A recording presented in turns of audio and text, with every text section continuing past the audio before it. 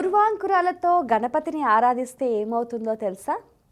ఒకానొక సందర్భంలో ఒక సభా మండపంలో ఒక అనలాసురుడు అనే ఒక ఘోర భయంకరమైన రాక్షసుడు ఉత్పన్నమవుతాడనమాట. చాలా భీకరమైన రూపంగా ఉంటుంది. అందరూ అతన్ని చూసి భయపడిపోతూ ఉంటారు. అతను కూడా తన చర్యల ద్వారా అందరినీ భయభ్రాంతుల్ని చేస్తూ ఉంటారు.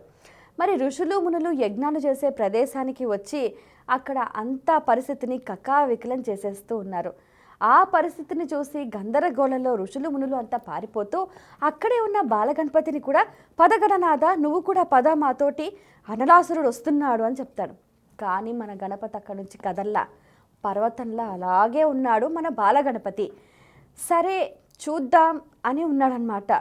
అక్కడ అనలాసురుడు వస్తూ ఉంటే పెద్ద పెద్ద శబ్దాలు, తర్వాత ఆకాశం అంతా అతలాకుతలం అయిపోయింది. మేఘం గర్జనలు చేస్తుంది, గాలి గట్టిగా వీస్తుంది, తర్వాత పర్వతాలన్నీ ఎగిసి పడుతున్నాయి, అలలు అలా భీకరంగా శబ్దం చేస్తున్నాయి. ఇలా పరిస్థితి చూస్తుంటే ప్రకృతి అంతా వికృతి రూపం దాలుస్తుంది. అంతా అస్తవ్యస్తంగా ఉంది. మరి ఈ పరిస్థితిని చక్కబరచాలి అని అంటే ఏం చెయ్యాలి అని ఆలోచించి మన గణపతి తన యోగ మాయ బలంతో అనలాసురుని మింగేస్తాడు, తన కంఠంలో దాచుకుంటాడు. ఇక ఒకటే తాపం. ఆ తాపం ఎలా ఉపశమనం అవ్వాలి?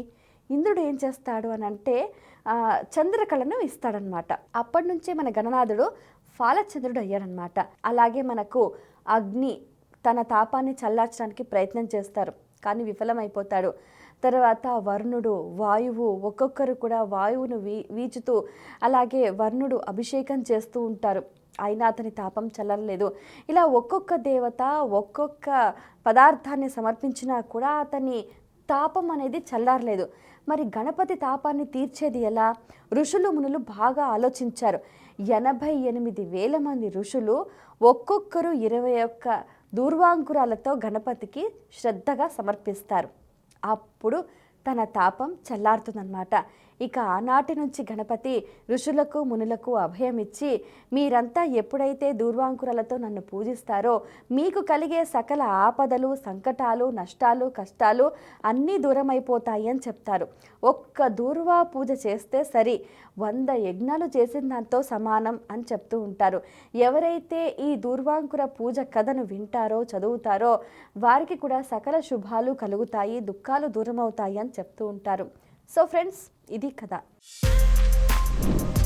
For more videos like this, subscribe Big TV channel.